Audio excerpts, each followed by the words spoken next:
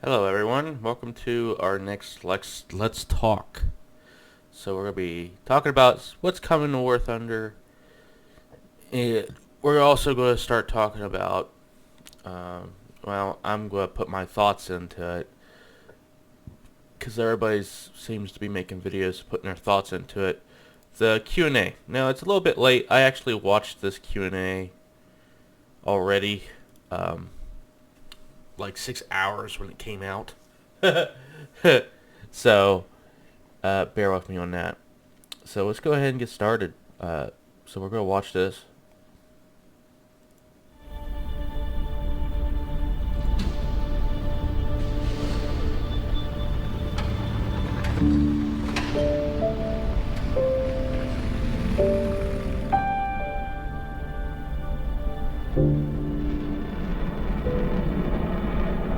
Когда я был мальчишкой, космос был всего лишь научной фантастикой. А потом наступил 1961 год. Гагарин полетел в космос, и все изменилось. Я не стал космонавтом, но нашел свой собственный путь. Не на орбиту, но достаточно близко, чтобы увидеть, как небо чернеет. В одиночестве, на скорости 3 маха, улыбаясь тем, кто осмелится догнать. И с одной единственной мыслью: поймай меня, если сможешь.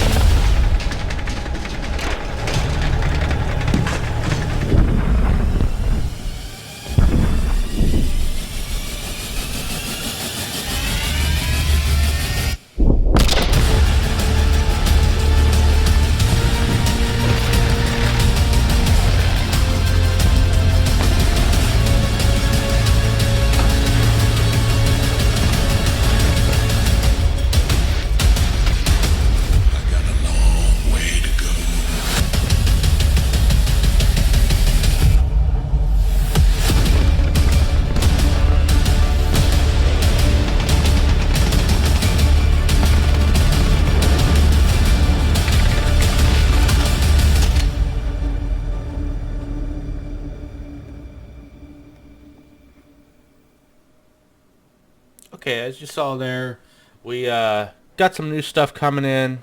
Basically, the M10 Booker is coming in. We got the MiG 25 finally coming in.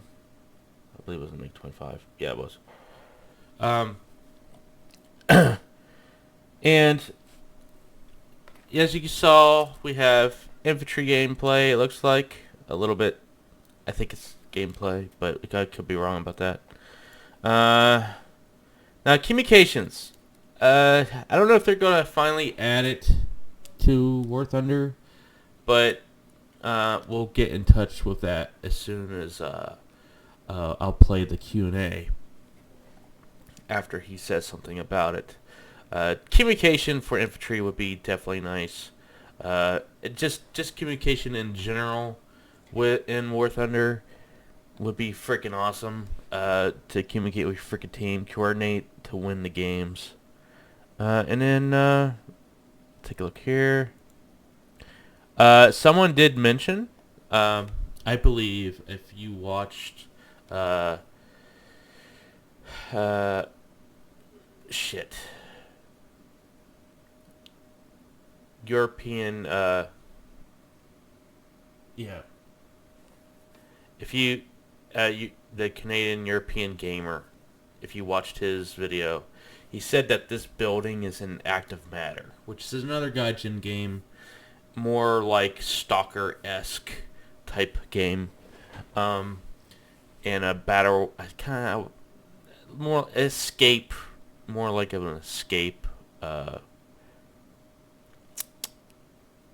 type of game, where it's basically a escape area, just like Tarkov and a couple other games. I don't really care for them because they're basically battle royales. But he said that this building was in active matter, and of course they put it in here as well. This also looks like one of the maps that we saw with the infantry show and tell that we got a long time ago. So that's interesting to see. So that the Apache is going to... Looks like he's going to give a little bit of close air support for the infantry here. Allies in the building! We'll stop here for a moment. He's wearing all black. My question is how the uniforms of the game is going to work, especially with War II-esque stuff. Hopefully it doesn't get too wild with that. Are they going to add ballistics to the game, like bulletproof armor and all that good stuff? Is that going to be a thing? It looks like this guy just has a regular M4 A1. He's peppering everybody in the building, but he's peppering everybody that's kind of wearing the same fucking uniforms. Now I know that there are Russians that actually wear... I'm hoping this ain't a PMC thing. I really don't like the PMC thing. The PMC thing is lame as fuck, in my opinion. So, well, it's going to be something to see. But it looks like they're shooting at people that's dressed up like themselves. Okay. That guy had on his M4, he had yep, M203. This guy also has an M203. Are we going like in a Battlefield-esque type of thing where, I wonder if you could customize your weapons. Who knows? I don't know. The sky's the limit with War Thunder. Kind of. Probably a little bit limited though, but, I wonder if you could customize, put stuff on the bottom of your weapon, or if they're already just set up like this. Because I see two M4A1s with the same setup, and M203s. Actually, that looks like an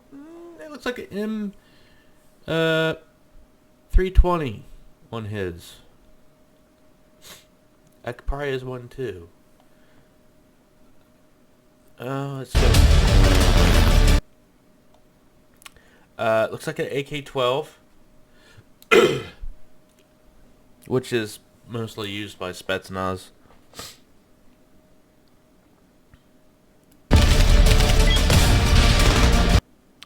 Okay, let's go back with this one. Now, for those people that want AC-130s, which surprisingly there is people, no joke, there's people that wants an AC-130 in the game. And there's really no point for an AC-130 in the game. Only because there's no infantry in the game to shoot at. Even though the AC-130 can take out vehicles, It's just you have to have air dominance for that to be used. Um, so I don't really think AC-130 is going to be useful. But I guarantee you that your attack helicopters are going to be useful. Your napalm is definitely going to be useful now because a lot of factions got napalm bombs or incendiary bombs. They're useful now. There's a use for them now. At least I hope so. Looks like a scar. Okay, this guy's getting followed up by 2 people wearing black.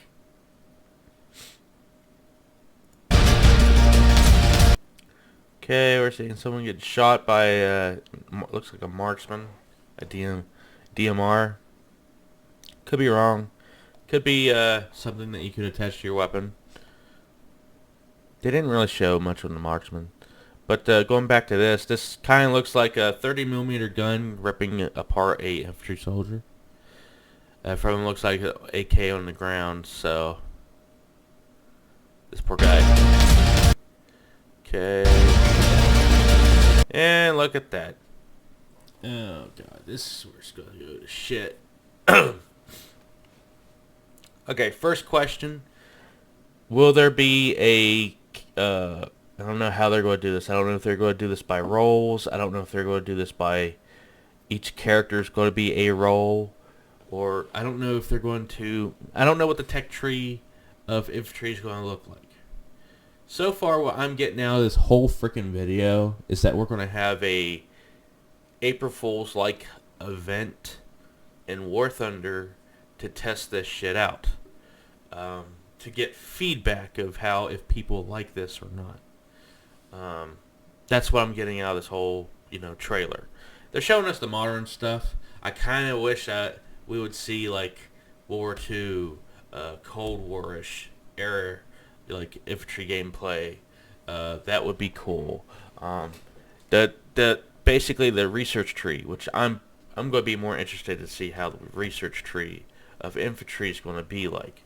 If there is a research tree, I don't know.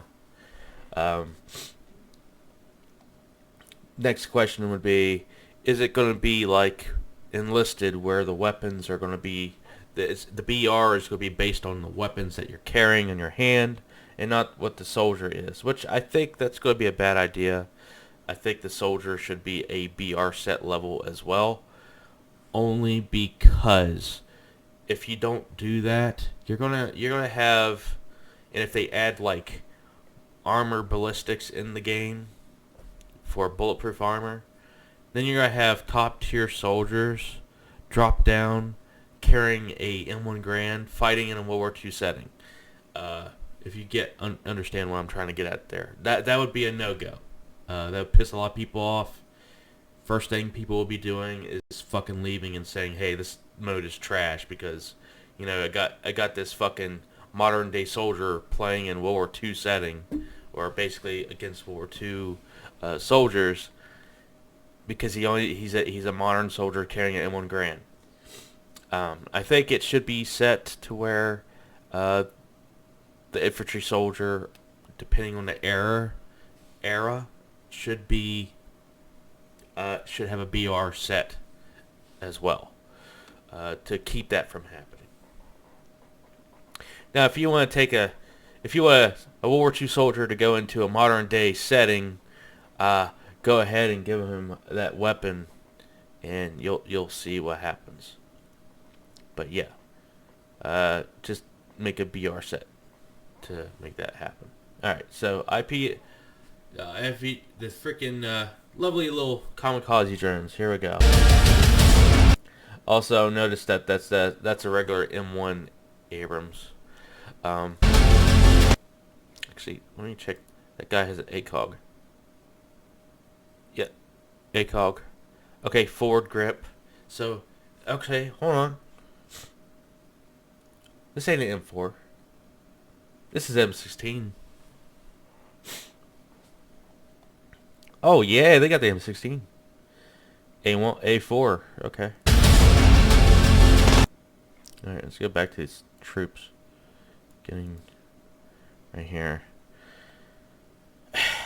see, these are supposed to be Russian troops, right? They got AKs, a BMP-3 shooting in the background. At least it does look like it. No, it's a BMP-2. Anyway, look at their gear. It looks so similar to our gear. I hope you could change camouflages in the game of your uniform. I don't know how customized they want to get with this game.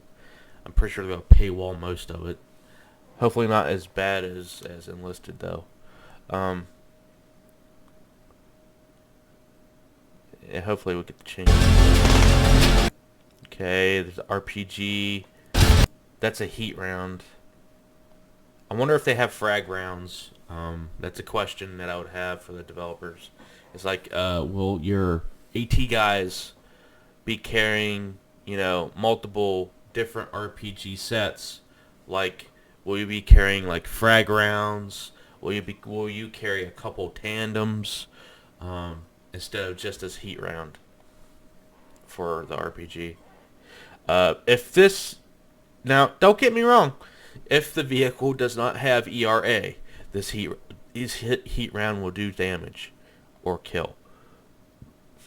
But if the vehicle has ERA, this thing is completely fucking useless. It ain't gonna do shit. Unless it's a tandem. Okay, as we can see, this RPG hits a BMP. Okay, so do we not have other launchers in the game yet is the next question. I'm just so worried that this is a PMC fucking thing. I don't like that. But if it's for a play test for now, I think it's okay just to get used to like the infantry aspect, get the feedback that they want and they need. I'm just so hoping this ain't going to turn into Enlisted. I hope that the gameplay for infantry is a little more slower, not fast paced like Enlisted is. I think Enlisted is too fast paced. I don't like their infantry gameplay at all.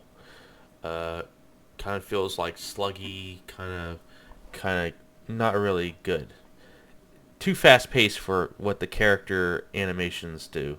So, other than that, yeah, I'm hoping they're the best for War Thunder's infantry. Okay, looks like we got a good right there. No, just a little bit more. Just a little bit more. Okay, I like this shot here too. Got a mask. Got your regular goggles. Got some multicam. Looks like multicam. Once again, this looks like an AK. I like to say AK-12, but noticing that this kind of looks like an AKM, a 74M. It's possible. Okay, so here's another thing. I'm noticing this too, the change of frames. So we think that this is the same guy, right? Different weapon, not the AK, but it looks like a AR platform. So wonderful. That's a straight up different. It could be a DMR, but I doubt it. It doesn't look like it's a M110 SAS. Okay, we got a helicopter coming in. Ooh, look at that. We got their saws. We got the light. You got your light MGs. Your LMGs at work.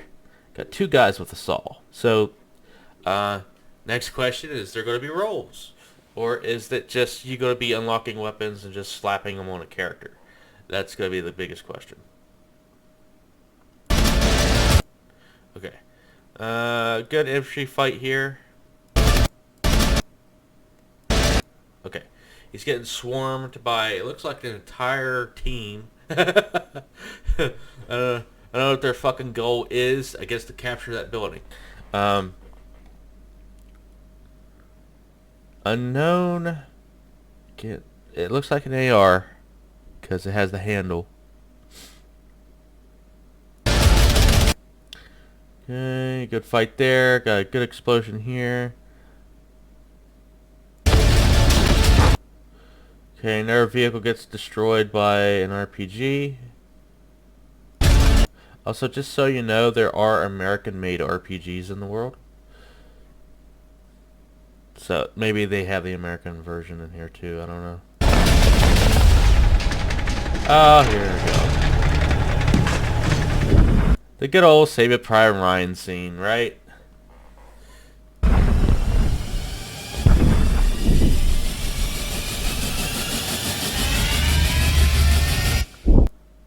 Now, I will say this once again.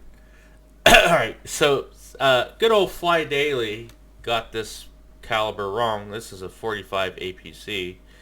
I'm looking at this, I'm like, you see, we don't really use the 1911s anymore.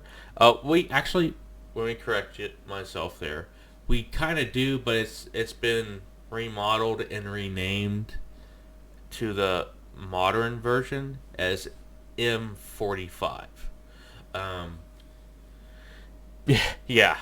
So, and the only difference between the 1911 and the M45, the M45 has a rail system on the bottom.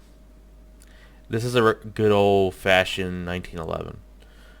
Government issued from the looks of it. But other than that, it looks like we're going to have that Save Prime Ride thing, you know. And the ERA, like I said, I think ERA is going to be more useful in infantry gameplay than it is against tanks.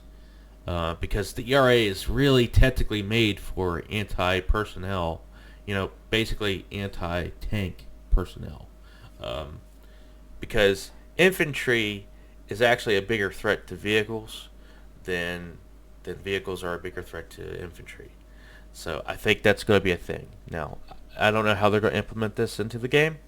We already know ERA is implemented into the game for heat, which mostly is going to be mostly everything that shoots at this thing.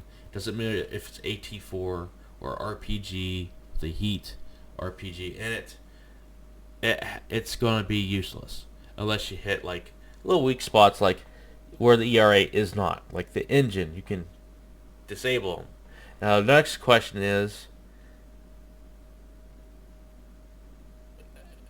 do you have to get out of your tank to repair it? That's a good question for the developers, isn't it? So who knows how this goes? We're just hoping. We're probably going to see a test or play test next year. This is just a little bit of you know, that good old taste of what's coming, right?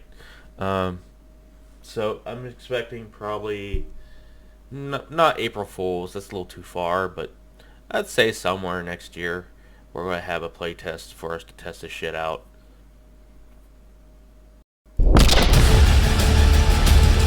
Okay. I see communication is definitely going to have to be key with infantry gameplay, so that's another thing too. Hopefully we do have a VoIP system to talk to the entire team, but I doubt that. Enlisted and War Thunder does not have a VoIP system to talk to your entire team. They do for like parties or basically squatting up with friends and stuff. That's the only VoIP system they have in the game, which is kind of disappointing. And honestly, you win more games if you can communicate with your team and not be fucking toxic like a bunch of fucking idiots, right? Now, sure, you can make a pointer and go, hey, you know, you're going to get killed up there, right? Sure, that's probably the best that you're going to do to not piss somebody off.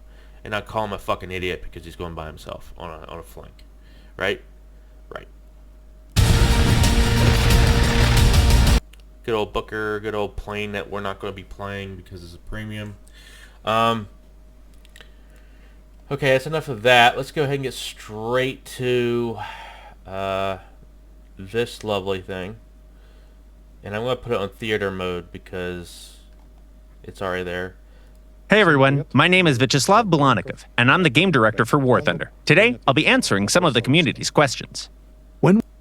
So this is how I'm going to do it. I'm going to let him do the questions, let him answer the question, and then I'll put my input into it.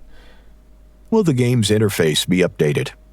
It'll never be updated. But seriously, in a project of this scale with such a long lifespan, a complete and sudden overhaul of the interface is always extremely stressful, both for the people playing the game and the team working on it. For players, because everything suddenly looks different, which brings mixed feelings and strong feelings as well. Some like it, some don't. For developers, because the interface is enormous. I'm not even sure what the player meant by interface. We have so many different types, in-game, research, and so on. But in any case, it's a massive amount of work, and if you replace it entirely, a huge number of bugs will inevitably appear, all of which need to be fixed. So that's why I say it'll never be updated. Instead, we follow an evolutionary approach to interface development. That means we constantly change and improve individual parts, making things more convenient, adding new features. This way, it's much easier for us to gather feedback from the community on a specific change or feature. And on the other hand, we don't overwhelm players who aren't interested or affected by those changes. So the interface is always evolving. You can actually see how much it's changed over the past year. Just compare your old screenshots if you've been playing for a while. Before and after really tells the story.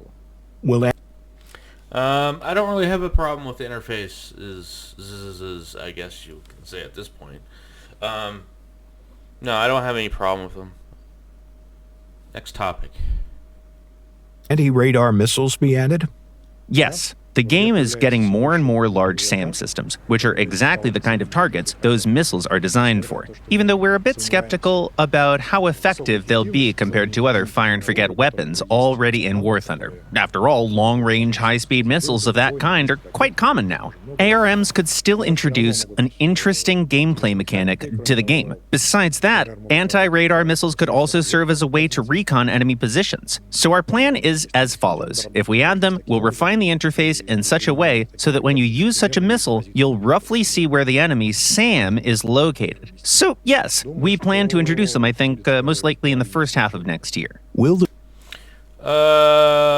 Radiation missiles, basically what they are, is radar, anti-radar missiles. It tracks down radar, active radar. Now, apparently, yes, are SAM systems that can actually have these missiles on them. But there's also aircraft that will also have these missiles. Now, here's the good thing about it. You can take out anything with a radar, including SAMs, aircraft with radar that's actively on. Is this going to be balanced? Fuck no. I don't know why they think they're going to balance it with more shit, but this is the only way. That if you ever see them how they balance stuff, it's just a reason to bring something else into the game, and that's it. It's not balancing; it's just giving them a reason to put it in the game. And a lot of people have been asking for radiation missiles for a while, or basically asking, not demanding. I will give you this: the cons of a radar active missile, basically, is that it won't hunt anything if your fucking radar is off. So it's useless. Good example. If I'm in a SAM system and you're looking for my ass, you're not going to find me. Because guess what? All I have to do is shut off my fucking radar and that missile's fucking useless. Also, if you do shut off your radar in the game now without these radiation missiles, you basically tell enemy aircraft that you don't exist, because a lot of aircraft with radar systems or active radar systems, they can see you from or hear you just fucking pinging you on when you start flying in the air. When you have... So, if you turn off your radar, people with radar can't find you because that radar's not talking to the other radar. It's just like sonar. It talks to you. Or it talks to the other sonars. Or it talks to the other radars, right? So if you turn the radar off, that radar that's in the plane can't find you. I've used this method a lot when I was playing the the M163, because that radar has gotten me killed a lot of times. But for this, like I said, the radiation missiles are going to be they're useful, but they're going to be fucking useless. They're going to be useful in the air, but they're going to be useless for ground, because all they have to do is just shut off the fucking radar and you can't hit shit with it. Now, at this point, if you want a choice with as for a recon, I don't see how it's going to be a good recon missile. That's so...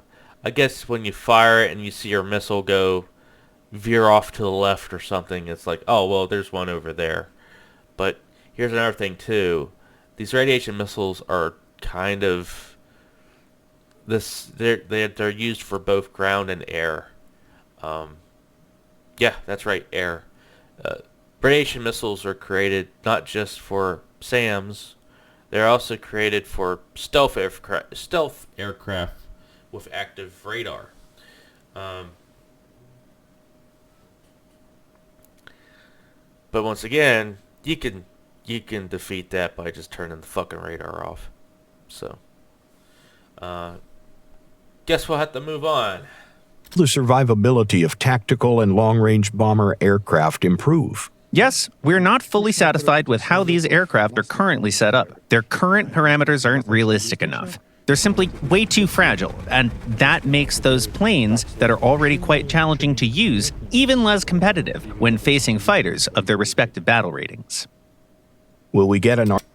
So, I kind of agree with this. I think that B-17s, the old Super Fortress bombers, they need to take a little bit more brutality. If we can look it up, like right now, the most damaged B-17. Okay, let's go to images. Look at the damages that these fuckers took. And these are fucking cannons, by the way. These are the fucking Fokker-Wulf cannons. These are also BF-109 cannons. And this is one where enemy plane smacked right into this guy. And he actually landed with this fucking tail. Yeah, look at this. Completely tore to shreds. All of this, that's why they're called flying fortresses, because they could take brutal hits. Right? I don't know if I could find the worst one. This was a pretty bad one. But I still think this is the number one winner, because I remember the story of this one where and by the way, the German wing from that fighter is still sitting inside the B-17. So yeah, these things were made to take hits. It's just IGN trying to implement it to do so. This guy's wing is completely gone. Let's see. Here's another one. Oh, that's a German plane. They could take hits too. Looks like a jet. But yeah, I mean, strategic bombers taking hits would be very fucking nice. Because, that's what they were designed for. There's that one. It's not a close enough picture. I don't know why they didn't do that. That sucks. Anyway, so I agree with that. I think the strategic bomber should take a little more hits from cannon fire, because that's what they were built for. But other than that, let's move on. artillery sight for indirect fire on SPGs? Nope, that's not planned. You have to understand, such a sight would look extremely unrealistic, and it wouldn't really fit a game like War Thunder. On top of that, you also have to understand that it wouldn't make indirect fire as easy as some of you might expect.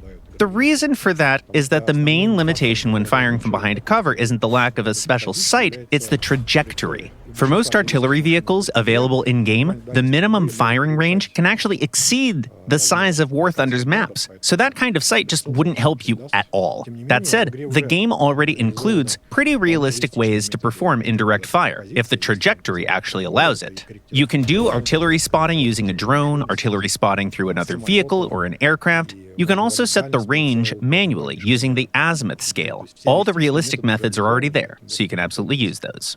Are there So SPGs or SPHs, either one, they're fucking same shit. I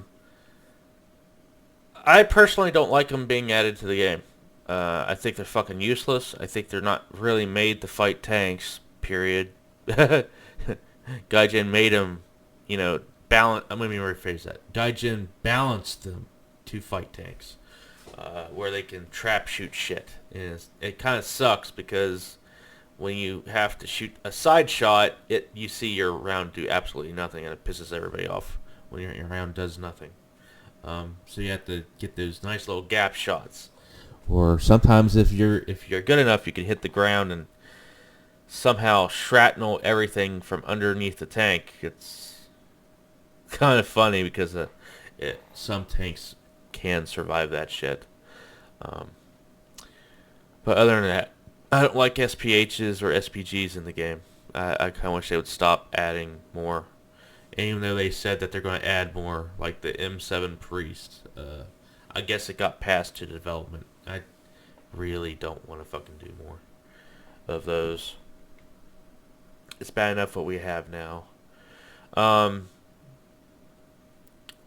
As for what he just admitted that the maps were too small to actually use indirect fire or use calculations. Now, I do wish, and this is just my opinion, I wish that random battles had AI objectives like they do in World War mode.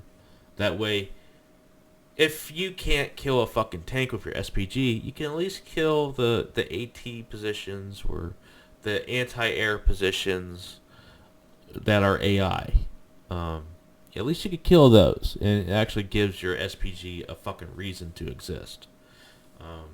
If Gaijin can actually correct splash damage of shrapnel with AI, which they still haven't done.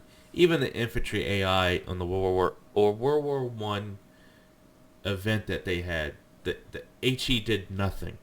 There was no splash damage. There was nothing. I mean, you couldn't kill anybody. I was literally direct hitting them with HE rounds, just to kill infantry on that event.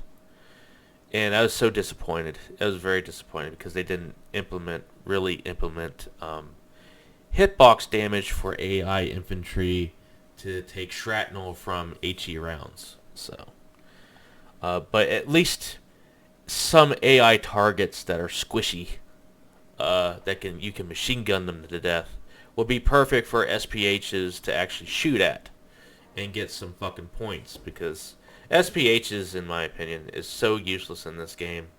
It's not even funny. Sure, they can kill a couple people, but as far as if you fucking fuck up your shot, you're screwed in one shot, so it doesn't matter. Moving on. Are there any mechanics in the works to improve team play and add more depth to the game? Yep, there are some ideas we're considering, especially in the context of modern aviation. But for now, it's simply too early to speak about them. Are you? So my answer to that one is fucking VoIP.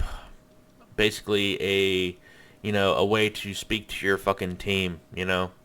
VoIP system would be great for teamwork play.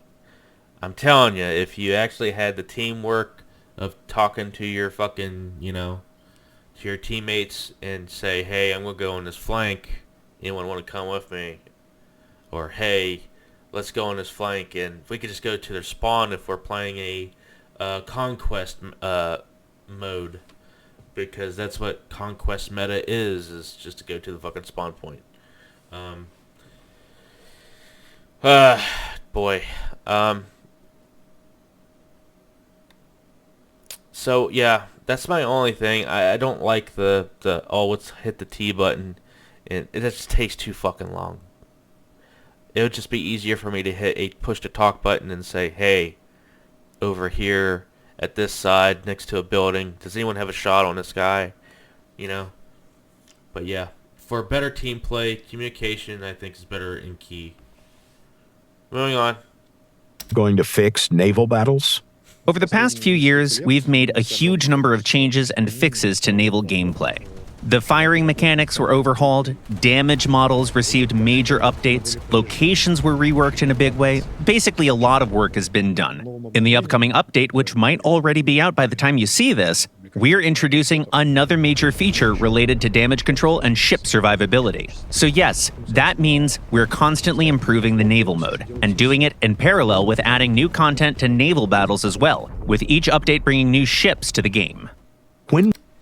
So, naval battles, I'm not saying is pretty dead. Right now you got all your battleship players on it, including myself.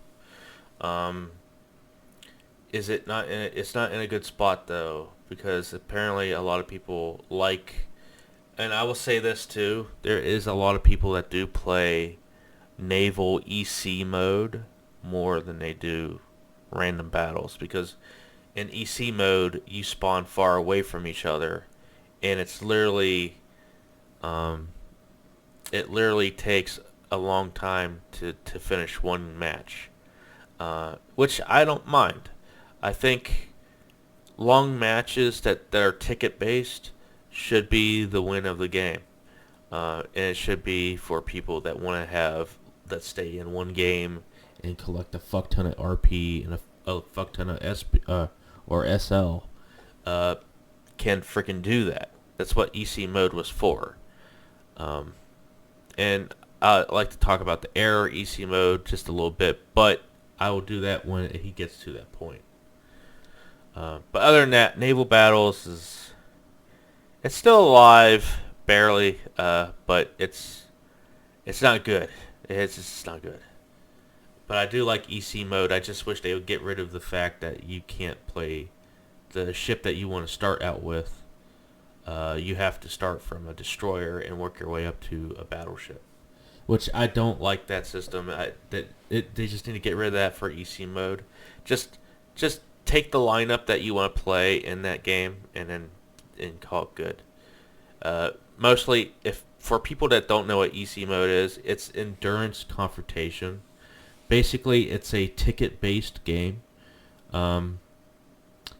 where either AI or the death of where basically if you kill AI, it will kill some tickets, and if you kill certain objectives, it'll kill more tickets. If you destroy a base, it'll kill another big amount of tickets. And if you kill a player, it kills some of your tickets.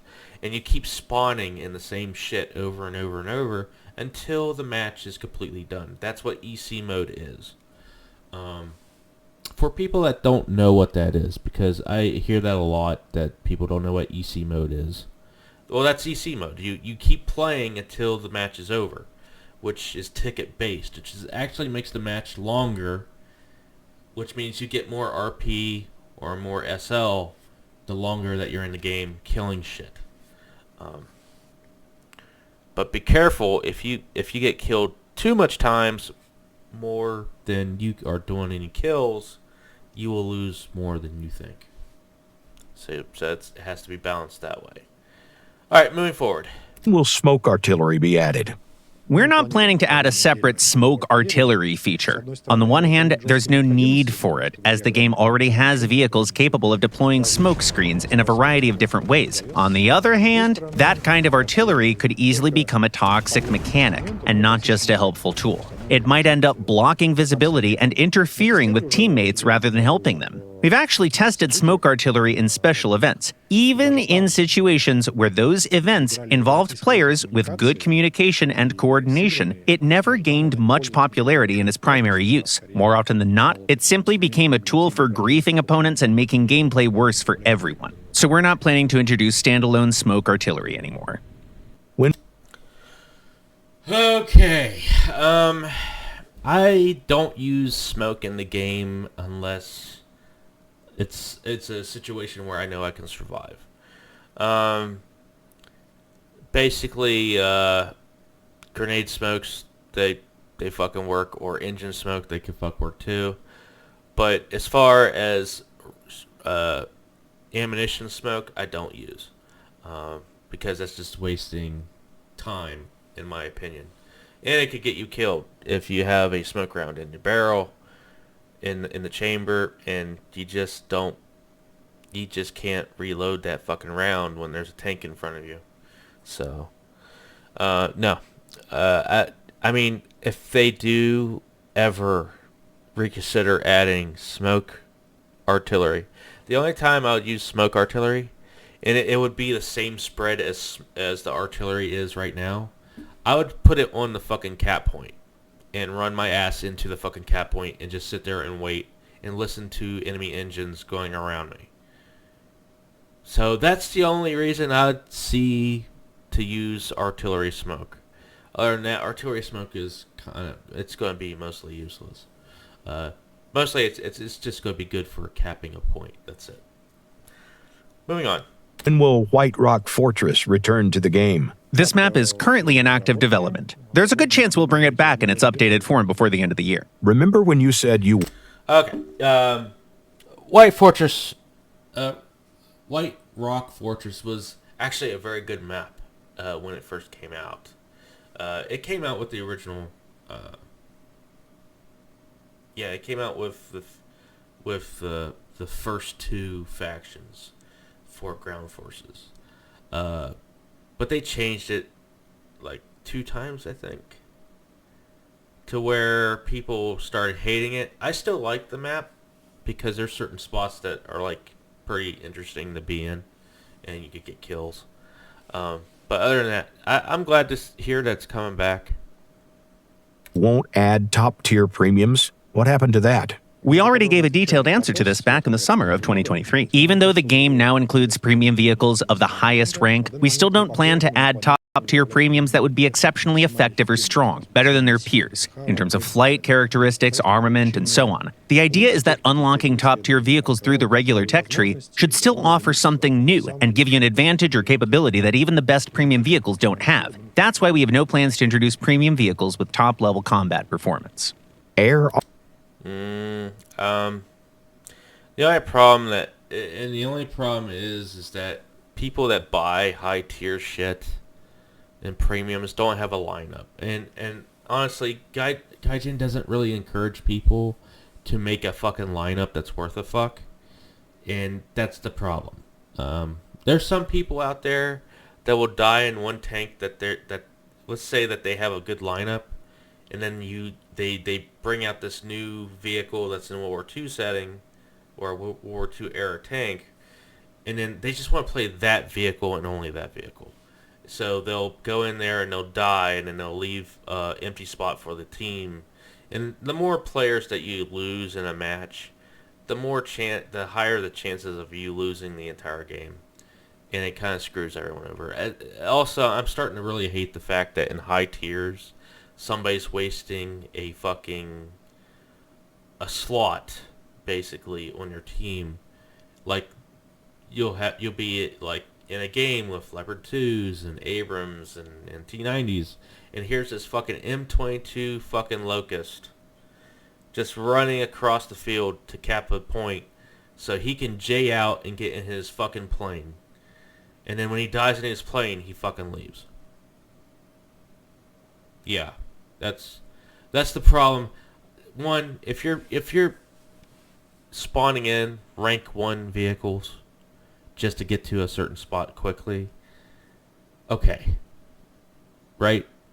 But just dying in your fucking plane and leaving, you just screwed us over one slot for a perfect vehicle that's the same level as we are, and you just screwed us over one slot on our team to not get destroyed. You know? That's the type of crap we're dealing with. And the fun fact is, it's a premium plane. I've actually seen this happen. This is pretty funny. He goes in with his buddies, and sometimes there's people that will play with their friends, and they'll be like, "Hey, I'm going to go in this. Good luck. I'm going to drag you into a high tier match.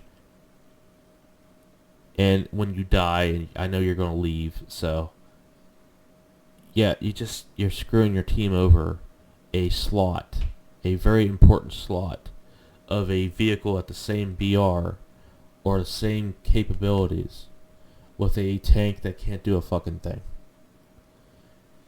Not saying that the M22 Locust can't kill anything bigger, because I've seen an M22 Locust actually kill a Tunguska, which was pretty funny. It was funny, I'm not going to lie. He was a sneaky little tank. But, yeah. Moving on. RB enduring confrontation tests were beloved by the community. Can we expect to see Air RB-EC in the future? We're not planning to replace the current Air RB with an RB version of Enduring Confrontation or somehow mix EC into the regular random battles. We've already tried adding EC-style missions to Air RB as a separate event, but they didn't gain much popularity among players. So it's not really our decision, it's just the reality shaped by player experience and preferences. That said, we completely understand that some players are interested in trying something fresh, something new, and we are already working on that something, a new mode in fact. It's called Aerial Warfare. Are there... Okay, so new mode, aerial warfare. I'm actually interested to hear and see more about this aerial mode, aerial warfare mode. So, all right, now to talk about EC for planes. Now, I did play it. It didn't go very well, unfortunately, because the fact that you had people that was in there. Once again, same problem with Naval EC. Nobody liked playing lower planes and working our way up to the bigger planes, or basically the higher ranking planes. Nobody liked that, and honestly, I think everyone just said they didn't like the mode because of that one little feature, and they decided they were just going to scrap it. So, Air EC mode is pretty much dead.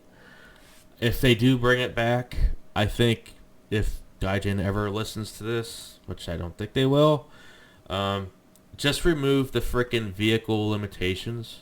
Just let people bring in what they want to bring in. And there's another thing that why EC mode failed.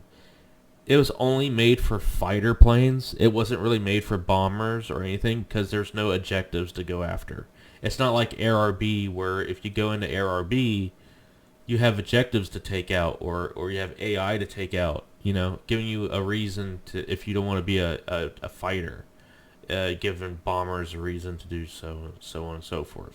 Also, another thing I will talk about bombers, I think there needs to be more objectives in Air RB for bombers, not just bases. Maybe some bridges, or maybe some trains. I don't care. Something new. For objective reasons, because bombers are pretty fucked with the way they are. But yeah, EC mode for air, completely not going to work. I want an EC mode for tanks, but I'm pretty sure there'll be some people that's going to disagree with it. And we all thought that we were going to get EC mode. Naval has one. Tanks never got one. Tanks never got even tested for one. The only game mode that Tanks got tested on, and I'll get that to when he gets to that point. Moving on. Are there any plans to introduce more WW2 vehicles to make mid-range BRs more diverse? I checked. Each year, we add about 30 to 40 vehicles from the first half of the 20th century. Given how many mid-rank vehicles are already in the game and how well those parts of the tech tree are filled out, adding even more vehicles of that era doesn't make much sense. That's why we more often than not use those kinds of vehicles in special events and activities. Still, there are quite a few interesting vehicles from that era that can and will be added over time. I do look forward to some World War II vehicles that are not in the game yet, and I'm not really going to name them. I'll name one. The M4A6 Sherman. I'd love to see in the game, but we'll see. And there's also, we still don't have the the F7F. We don't have that one. Not even the one variant. So the French has it, but America doesn't have it, even though America used them in the Korean War. Moving on. It's insane to see how much of the map is blocked off in the new North Holland map. Maps aren't actually getting smaller. They're designed to be the size the level designer intended them to be. Every location has a mission variant that uses the full map area. The missions that look smaller than usual, the ones people usually mean, are actually special modes, with just one or a few capture points. The idea behind those specific missions is to offer fast, action-packed gameplay where you can play very aggressively. Both sides clash quickly, fights happen right away, everybody gets frags, and players know where to find the enemy. The time between spawning and spotting your first target is short on purpose. That's why these modes, built with this specific gameplay in mind, use a limited play area. The whole idea is to keep players focused on fighting each other so that they get all that action instead of just spreading out all over the map, because that slows everything down.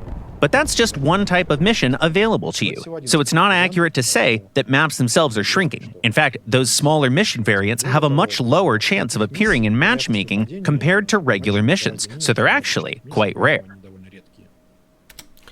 So this is the one that kind of got me to confirm that War Thunder is a fast-paced arcade game. Because they tend to go towards the arcade playability of everything.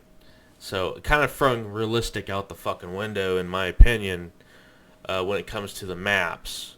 Now, him saying the maps are not getting shorter, they are getting cut off. Good proof here. I have some Ground Forces maps here to show you. So like a good example, Carpathians is one that has been changed multiple times. We used to be able to go down here and go all the way around. We used to be able to go all the way around on Carpathians. If we look at this, this is the entire full map. They kind of cut it down a little bit. We used to go like here's the mountain here, here's the mountain here. You know, this whole thing used to be open. Used to be opened up to where everybody can get around. You could go straight to their fucking spawn. But they cut that off. Another map. Let's look for Corellia. All right, there's this map. You used to be able to go up through here. Right over here. Used to go all the way around where you can actually go to their spawn. Can't do that no more. Can't go up there. You could go as far as here. Can't go up through here anymore.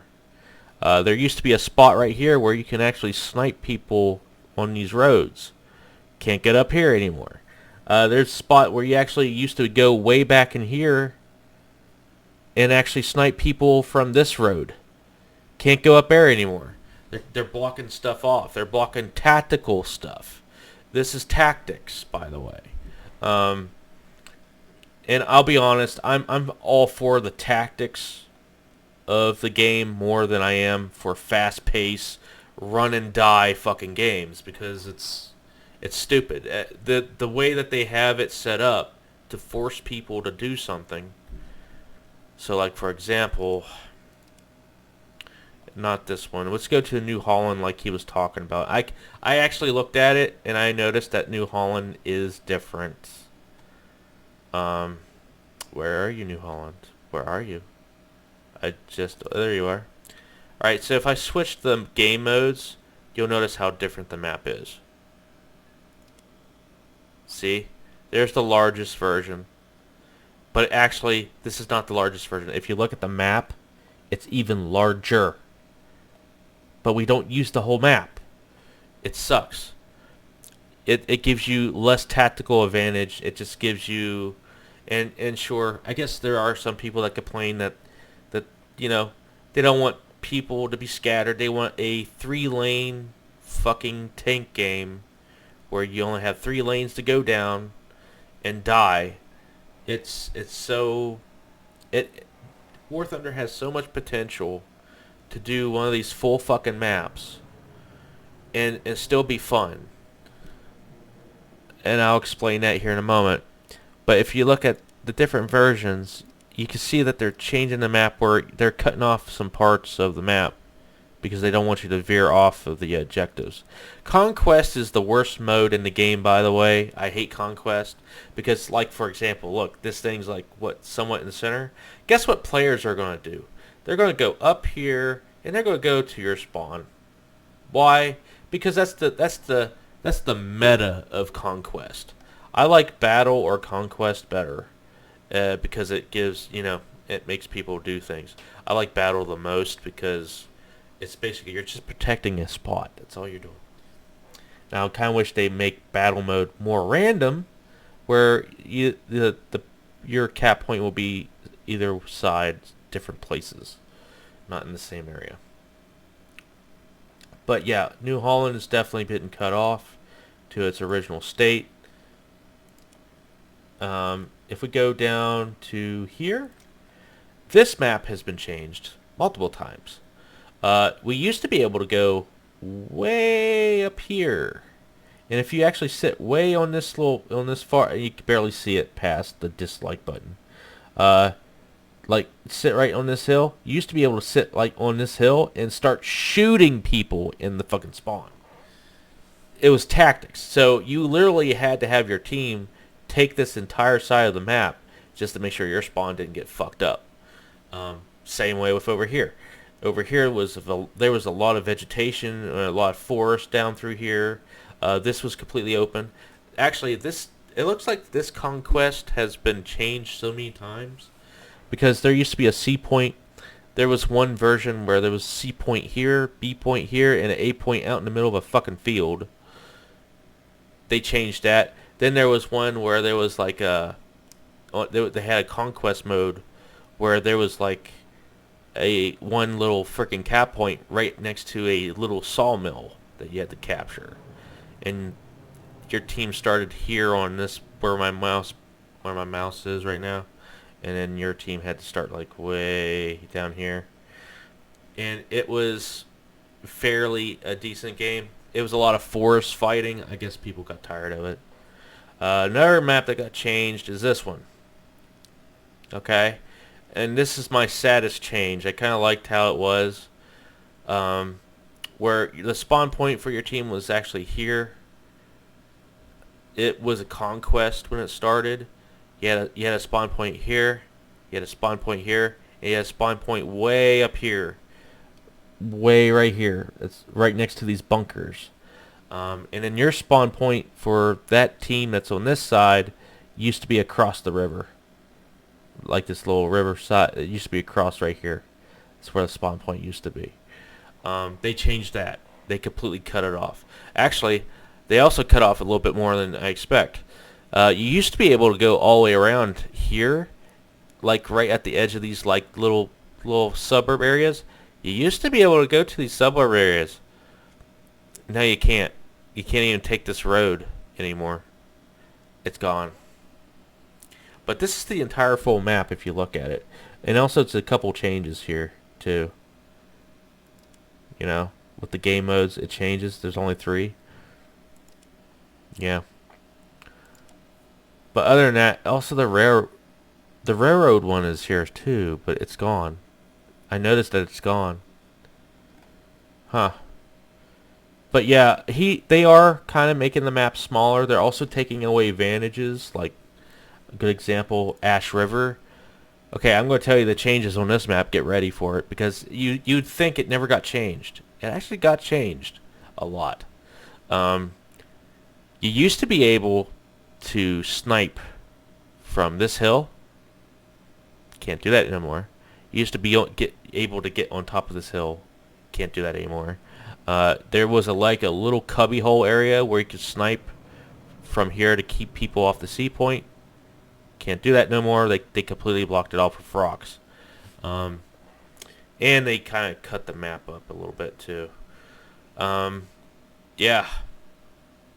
Over here, I didn't really play this side much. Over here, they kind of changed this little field where it had a couple deflate areas.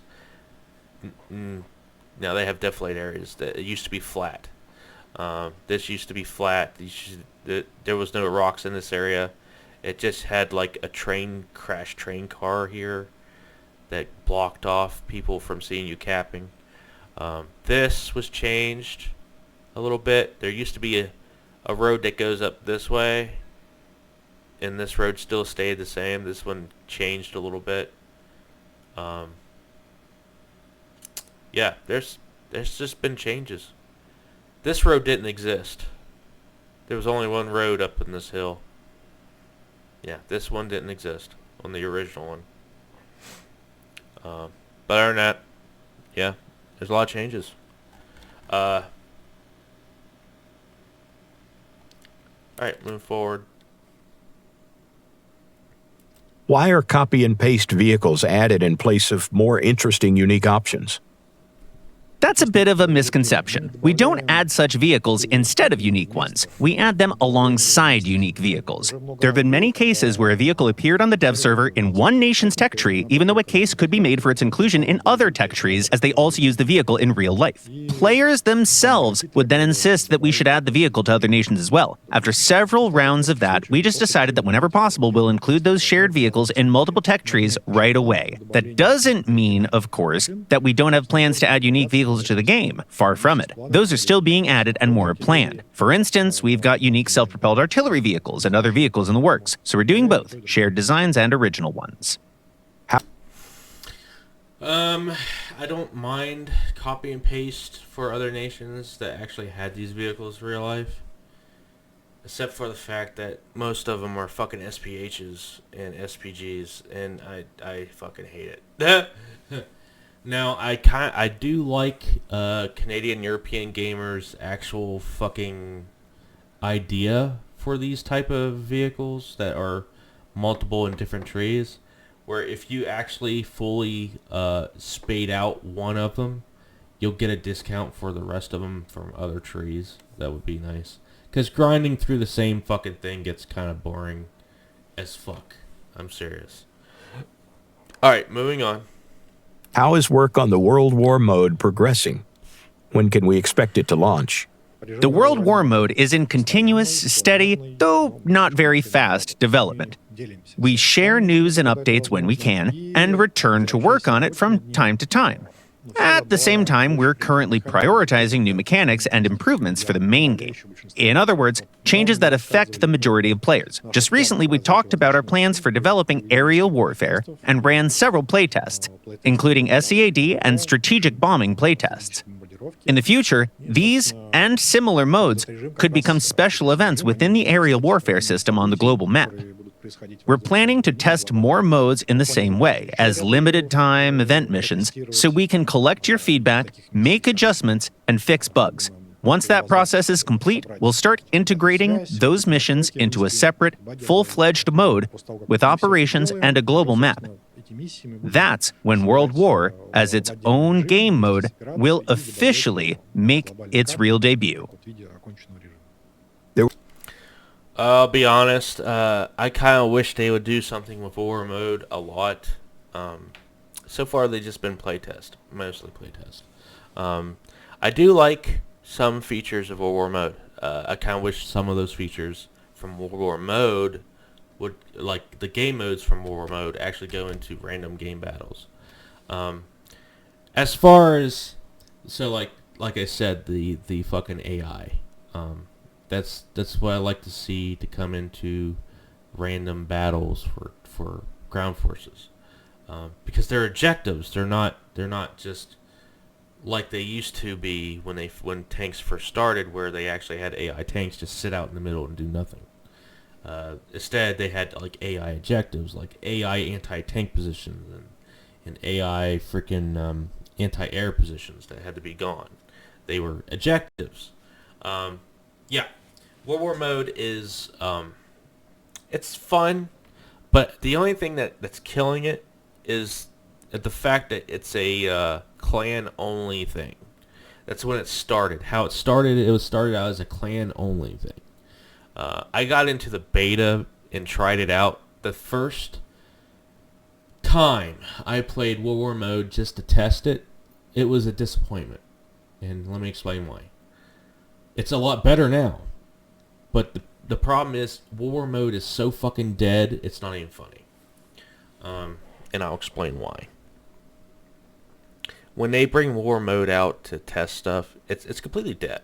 It really is. It's completely dead.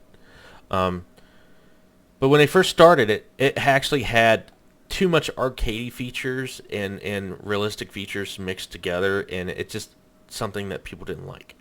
The fact that you could see the enemy name, the enemy player's name, nobody liked that. I didn't like that.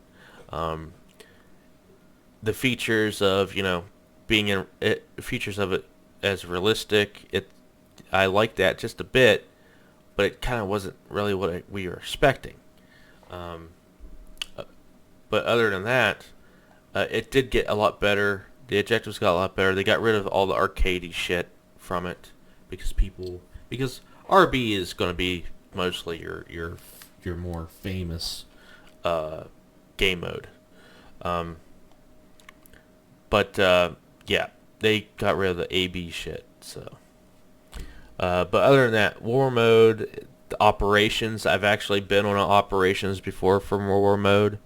Once again, they really need to get rid of, when War mode officially comes out, get rid of the fucking clans only bullshit and just let everybody in public just play the game, play the mode. But another thing they need to get rid of, and I'm going to use this for an example, good example here.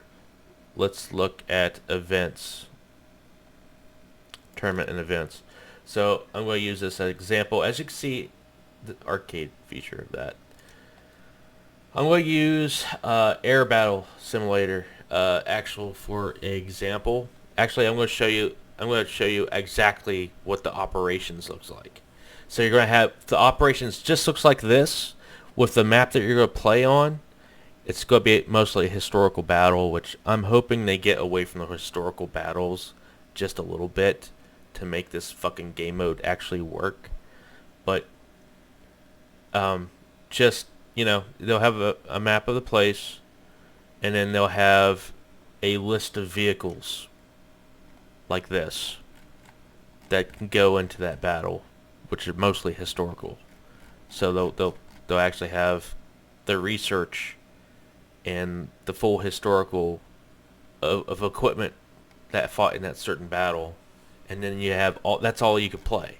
That's all you could play.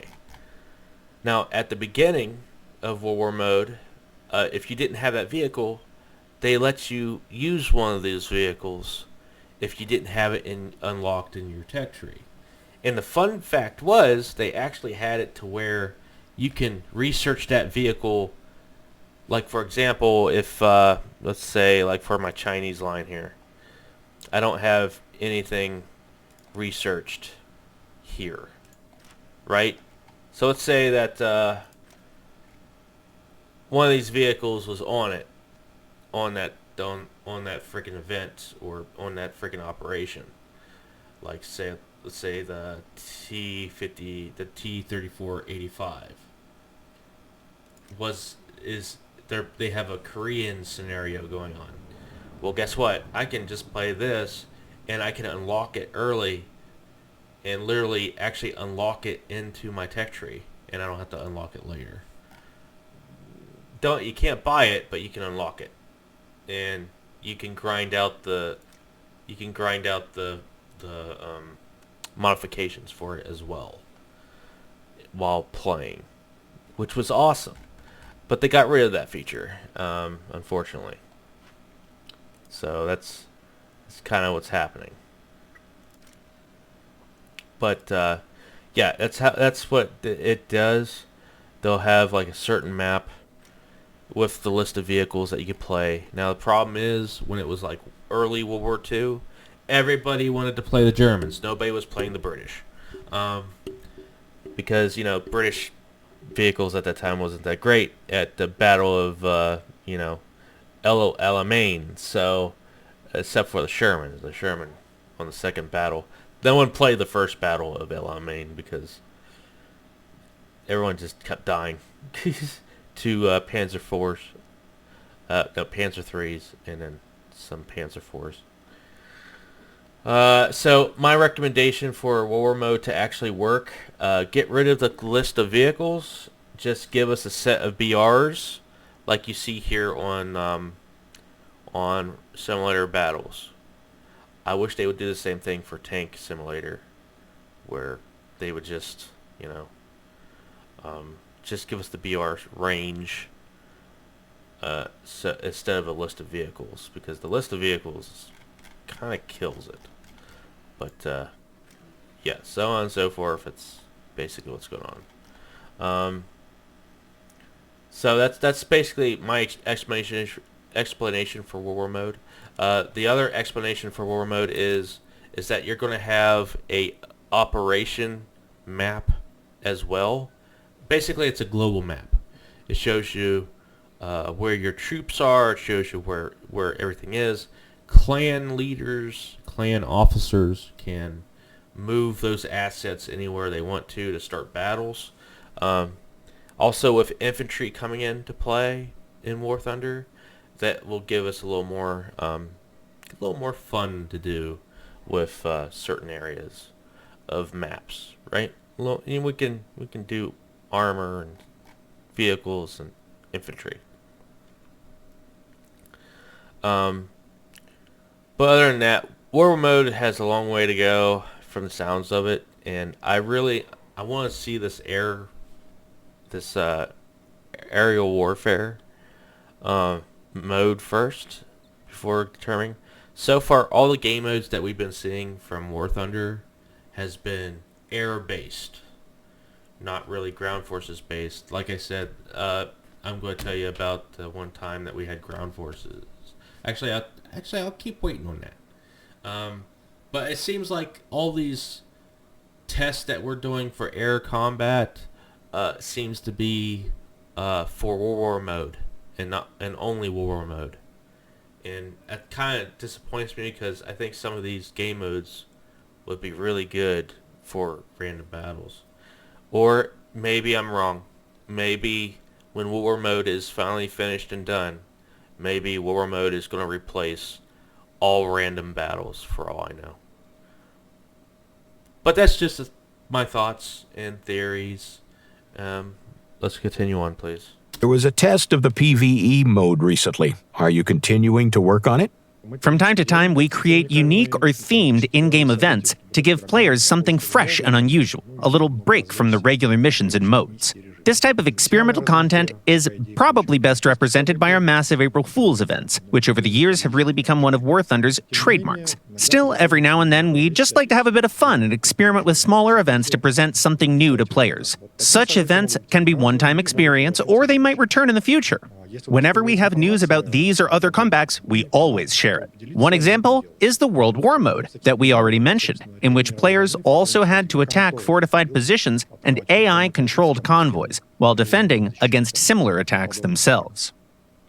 Like I said, and he explained it perfectly, why I like War mode is because there's AI objectives that you go after, and I really wish that random battles had these same AI objectives on ground forces, to give you a reason to, use your fucking coax for once, or HE rounds. I mean, other than that, the HE is fucking useless in the game, and not only that, freaking coax is, well, also useless in the game. So, yeah, that's why I like War modes, what they're doing with War mode. Now, PvE, I don't recall the last event that I played in PvE. So far, helicopter PvE. I did go back to PvE for both air and tanks. Is pretty decent. It's just a defend mission. There's not really attack or anything. Air is also a defend mission, but it gets kind of wild because as soon as you get close to jets and you're still in a piston plane, jets are dominating. You can't get any kills or anything. It's just defending a base from a horde of bombers. More like a zombie mode, or I guess the best way to explain how both ground and air PvE modes are like. Helicopter PvE mode is exactly how those other modes should be, but it's not. Unfortunately, PvE helicopter is probably one of the best PvE modes that we have in the game. The only problem with and actually I'll just wait. They'll probably get to that. So, yeah, I don't remember the last time I've been on a PvE event. So, moving on. Are there any plans for strategic bombers? We don't have any plans to introduce those aircraft as top-tier vehicles in our current meta. In other words, we don't see them as the pinnacle of aviation development in War Thunder. But as museum pieces, collector's aircraft, or event vehicles, yes, strategic bombers might appear in the game sometime down the line. That's because there's definitely demand for them, and we understand that in certain special modes or simply as rare collectibles, they could be interesting for players. So we're not ruling them out completely. Can we? So there's already people asking for, and it's crazy. I really, in my opinion, I don't want to see them in here. I mean, sure, if you want them as a collectible vehicle, sure, I guess. But other than that, the B-2 bomber, the B-1 bomber, the B-52 are going to be the most useless planes in the game. What was that one that they recently added? It's a jet bomber that had like 2 guns in the back that are just props and they don't fucking work. What was the name of that fucking plane? Let's take a look, shall we?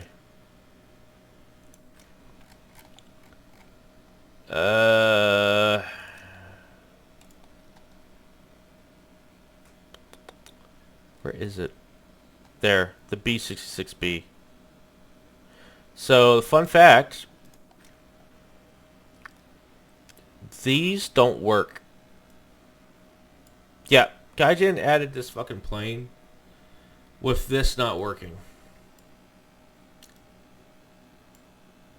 Yeah. I think it's funny when they added that and it didn't work. So, once again, this plane, fucking useless. Because I believe at a, 9.0? Yeah. What else is at a 9.0 right now? Yeah, that's nice. 9.0. So, you'll be fighting Harriers. Oh, wonderful. You would be fighting... Oh, let's see. Do you have any missiles? I know you do, right? Oh, yeah. Air-to-air missiles. This is why top-tier strategic bombers are not going to work. And I'm pretty sure people are going to be having that argument like, well, the B-2 is stealth. They can't find it. That's what... Did you not hear me say radiation missiles were created to defeat stealth technology? Because it detects your radar, not really your heat signature or anything else like that. Yeah, B-2 bomber is going to be useless. Also, remember this is this 117 is also useless. And people that already have it can confirm that. You know, they can confirm that it's a fucking useless plane. So, I'm sorry. It's just a useless plane. Because Gaijin's going to nerf the stealth capabilities regardless of what stealth plane comes in the game. So we just have to get used to that shit. Alright. Moving on. Let's go ahead and get out of this. I like to go back to these maps. Go to this map. There we go. Good example. But yeah, I mean, if you want it as a collection vehicle and fly around just for shits and giggles, go ahead. But I honestly think they're going to be useless because they'll get shut down before you can even do anything. Moving on. Expect a tighter battle rating spread of 0.7. Combat strength isn't the only factor that affects gameplay. Variety matters too. If we narrow the BR spread, yes, the vehicles you encounter will be closely matched in terms of their combat capabilities, but the overall diversity of vehicles you encounter will shrink as well. Given that most players tend to gravitate towards meta vehicles, reducing the BR range would mean that you wouldn't even meet the full range of opponents theoretically existing within that smaller range of BRs. On top of that, you have to understand the fact that narrowing the spread could significantly increase matchmaking times. Even though War Thunder has a large player base, especially during peak hours, once you start factoring in things like server region, specific BR ranges, particular nations, or squadrons of several players, all of that together can already result in noticeable queue times. And if we made the range even tighter, wait times could stretch into several minutes, or even dozens of minutes. So the answer is no. We don't plan to change the current BR spread. Instead, we'll continue raising the upper BR limit, gradually achieving a kind of decompression that way. So when War Thunder kind of for tanks, when it started, they actually went by, for the BR system, they went by what gun can penetrate what. Basically the strength of the vehicle. It wasn't really based on armor. It was based on if I could penetrate your fucking armor just by its side or the ass end, then I fight that vehicle. So, yeah. Not much to say about BR system. I could care less what they do with the BR system. I mean, there might be some vehicles that is not in a good BR state, but we'll just let people complain and they'll fix it later, I'm sure. Any news on the development of submarines?